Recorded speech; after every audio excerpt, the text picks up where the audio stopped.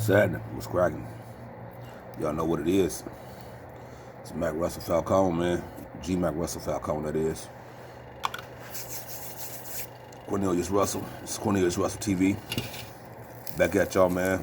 You know I'm going into something real quick. You know what I mean? In this world, it's a real crazy world that we living in. You feel me? It's a world we got to deal with a lot of prejudice, man. And a lot of times when we say prejudice, we a lot of times we consider, white and black, black and white. You know what I mean? We don't really consider no other minorities. Difference between minorities, majorities. Majorities, are the white people. Minorities, in most cases, are black people. But here in the United States, very diverse country. We accept, all genders, all races, all kinds, At least we are supposed to. And pass no judgment.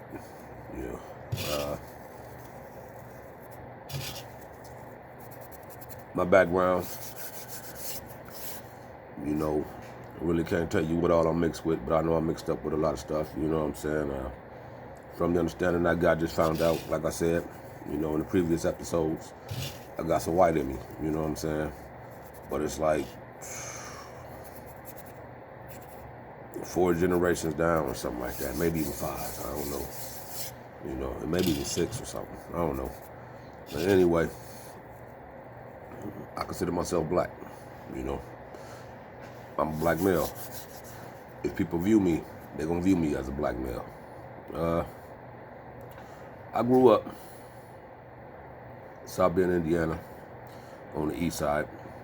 1983, moved to River Park, 29th Street, Nooner Elementary. My first encounter with some different type of individuals, though I didn't look at them as different. I looked at them like me. Some Samoans that came from the Bay Area that originally, they people came from the islands, you know what I'm saying? So, upon meeting these people, instant friendship. A friendship that will go to last for over 40 years, y'all. Not 40. That's how long I've been rocking with them and they've been rocking with me. We consider ourselves family, So we're gonna jump right into it. We're gonna go, I say mid 90s, probably about 94. Young G-Mac, fresh out of high school, 93. I came out a little late, but I did come out. I came out at 19, like I told y'all before. I was held back in the 3rd grade. Should have came out at 18, but I came out when I was 19, It was 1993. Class of 93, South Bend Adams, stand up, what's up? Yeah, we in here. I was heavily influenced by the California gang thing. I really wanted to know more about the California gang thing. The difference between the Bloods and the Crips, the colors, what to say, what not to say.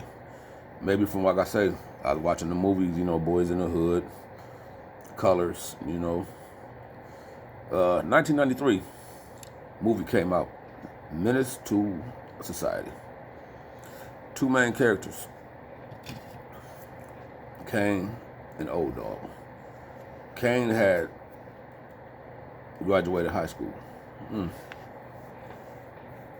this movie, so y'all can see where I can kind of put myself in that role of being Kane. But I can't be Kane if I ain't got no Old Dog. Oh, snap. 1994, 95, here comes my old dog. My Samoan homies, CB and Gibby, had a cousin from East Palo Alto, California, the Bay Area. Not Palo Alto, East Palo Alto. At this time, they called it EPA, Backstreets, Small Town Cemetery. They called it all type of stuff because it was a murder capital. Their first cousin, was getting in all kind of shit. I think at the time he was 15, maybe 16. They shipped his little ass on to South Bend. My first meeting a dude looked like a nigga, you know what I'm saying? He had like a little fro, kind of stocky in size and kind of tall, you feel me? So, go play this basketball game. You know, Indiana, we known for hooping. Though I know they got some ballers out in California too, especially that Bay Area. So, it's Indiana versus California. Cali got us, y'all.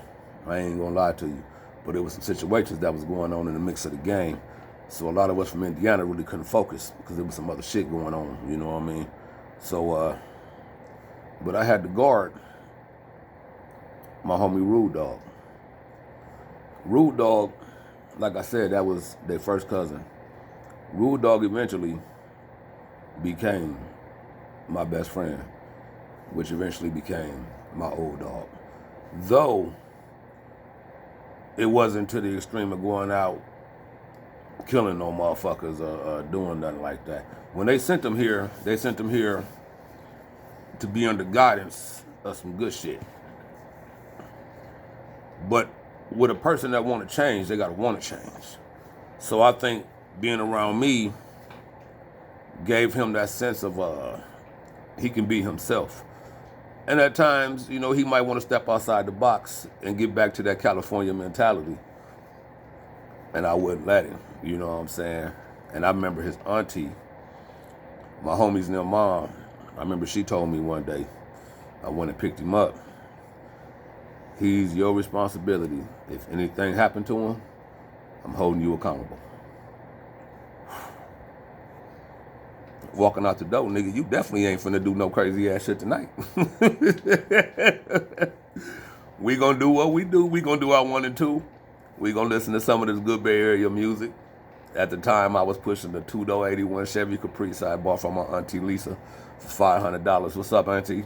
You know, appreciate the love. That was my first car.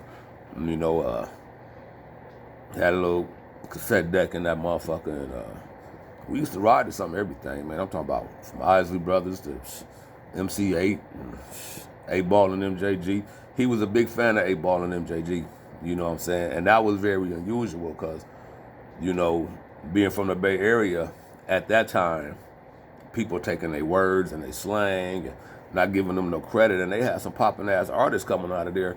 I was listening to Bay Area music probably early 90s. Like I said, he had turned me on to it. So anything that was coming out the Bay, even when he went back to California, I found myself going to the record stores by myself, looking for the next hottest Bay Area shit, and came across some Flame. You know, that's how I introduced myself to Mac Mall, Mac Dre, the Romper Room compilation, Black Dynasty, Total Insane, Sean T, Chunk, RBL Posse, Master P.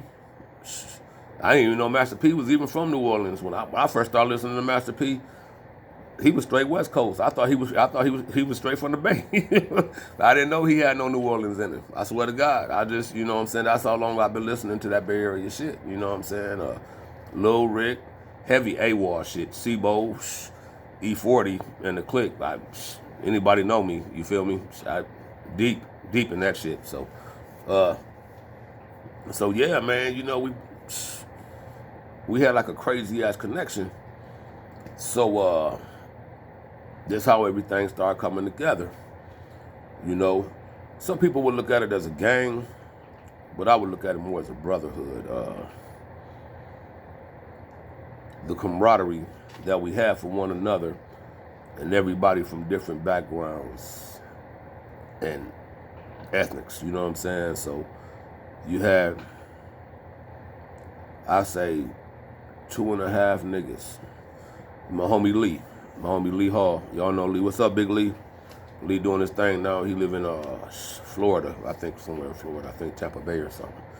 Big love, homie. You know what I'm saying? I look at Lee like a brother, you know. Always had. Lee used to hang with my little brother, Zoe, you know. But Lee was a mixed dude, you know what I'm saying? Lee wasn't about no problems. Lee wasn't about no trouble. Though if you fuck with Lee, you know, Lee will fight you if he just had to fight you. But Lee wasn't really no fighter, man. Lee was like an only child, you know what I'm saying? But he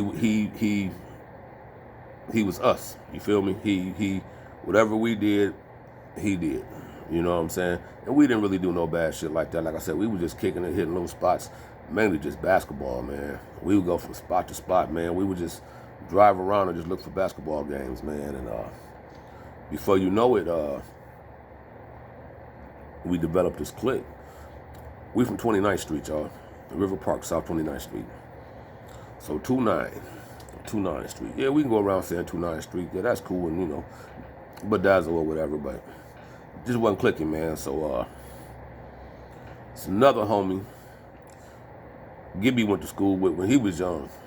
Gibby, my Samoan homie, always went to Nooner. Gibby been going to Nooner probably since like Head Start, kindergarten, something like that, maybe in first grade. So met a homie by the name of Ryan Gadia. Ryan Gadia was Filipino. Mother and daddy at the house. Had an older brother, had a younger sister. Had another younger brother. Ryan was real quiet, man. But as we got older, especially in sports, you could tell that Ryan was a dog, man. We didn't even call him Ryan, man. All of us just called him Gadia. You know what I'm saying? His last name was Gadia. Gadia, Gadia. But, you know, Gadia or G. So what I did, because G can go for a lot of things, instead of, you know, Gadia, or call him G, I gave him the name Rated PG. And why I gave him that, because like I said, Gadia was a quiet dude. Gadia always smiled, always cracked jokes, you know, cool dude, you know what I mean? And he was down for whatever. Even if it was some funk, he was down for that. You know, he wasn't really gonna ride on that, but he was down for it. If somebody from another side, if we met up in a basketball game and the shit got physical, yeah, it was gonna go down. It wasn't gonna be no gunshots. It was gonna be some ass whooping going down. Y'all might win the game, but we gonna win the fight. That's just how it was. You know what I'm saying? So, you know, and every time we took the court, we didn't expect to lose. If everybody played together, everybody kept their head straight. But see, I was always the hothead. You know what I'm saying? If I feel like a motherfucker following me too much, I'm gonna start throwing some elbows. The motherfucker get elbowed in the mouth, bitch, just fuck off me. You know what I'm saying? Every time I make a move, you know what I'm saying? You all on me. Fuck off me. You know, I can't even breathe in this motherfucker. This motherfucker on me like glue. So of course I'm getting a little frustrated. So yeah, I'm you know, it's going down. But then too, I like to find my teammates if they open and shit like that. So I gave Ryan Gadia, I gave him the name Rated PG. And why I gave him the name Rated PG, it was stood for Rated Filipino Gangster. Because like I said, he had that dog in him. You know, and when it was time to get fresh, suited and booted, the little party was jumping off and everybody went home and got dressed and got clean. Guess who rolled up? With the flannel and the white tee up under with the motherfucking neck button and loose at the bottom with the lokes on and the hat flipped up. Sitting in the cut like this. That's Rated PG. That's Rated Filipino Gangster. He was designing all the shit. He was tagging everything. Spray painting everything. You know what I mean? But then we had a sucker. Also came from Cali.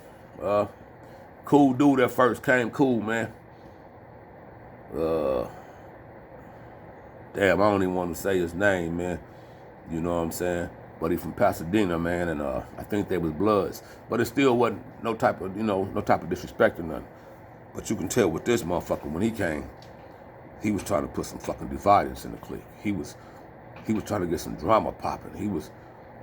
I think he was really seriously on that gang shit. But he was doing some other foul shit too. See, he was, nobody knew. He was messing around with one of the homies' younger sister, man. And she wasn't even of age. You know what I'm saying?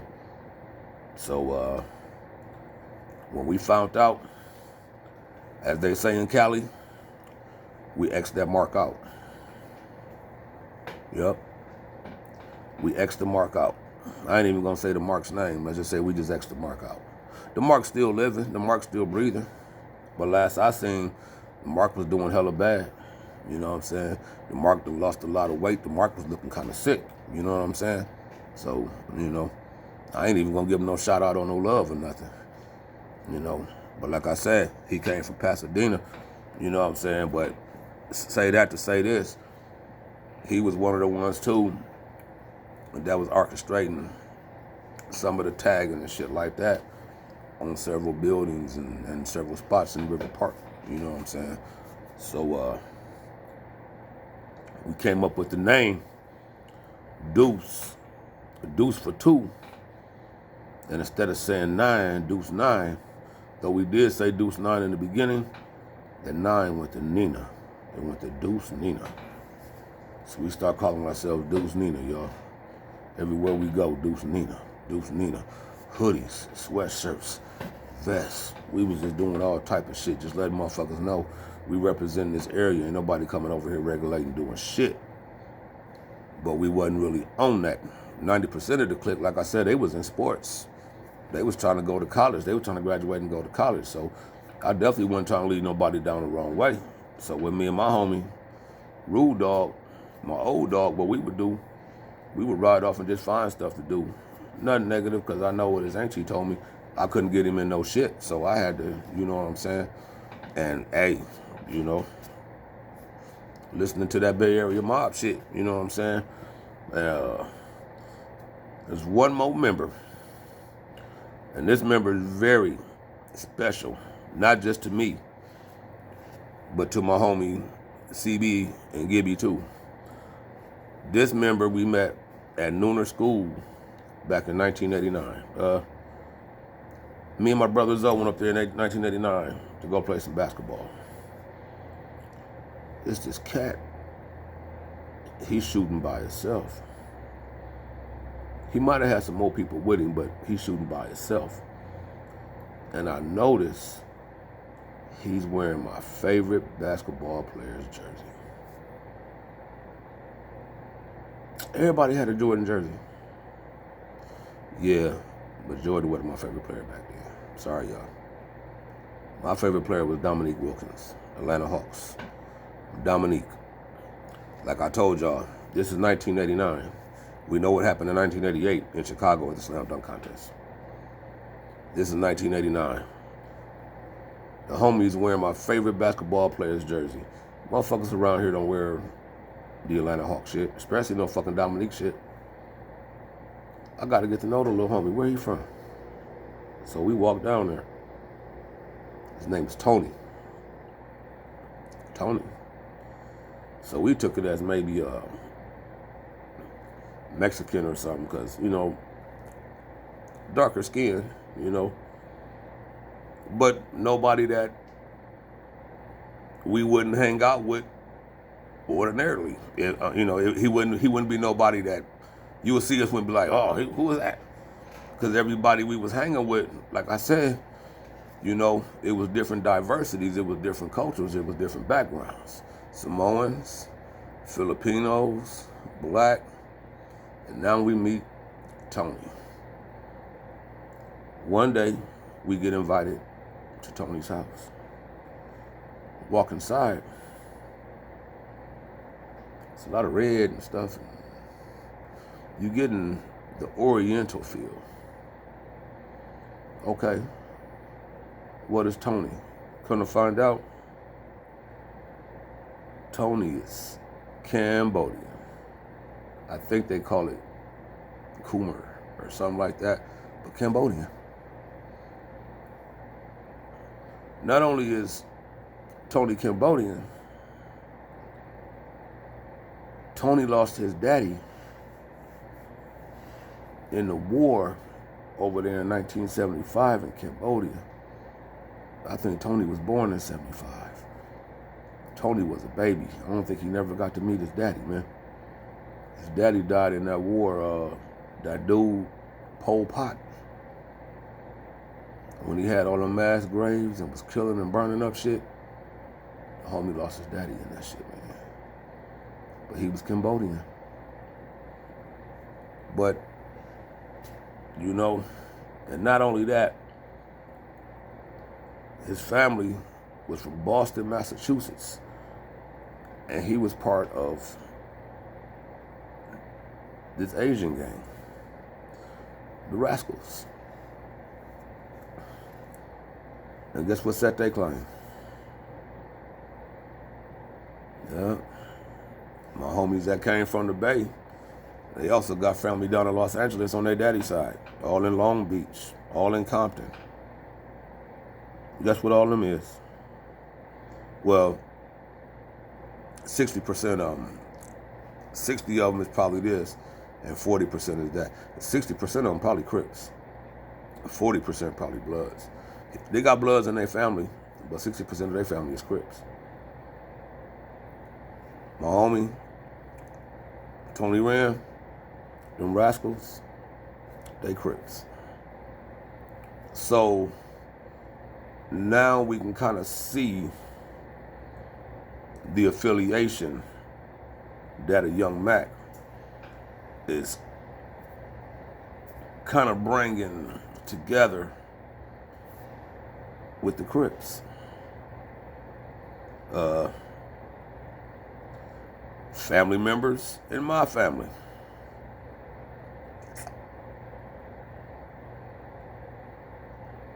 It's a mixture. I actually have like 3 different gangs in my family, man. Actually 4.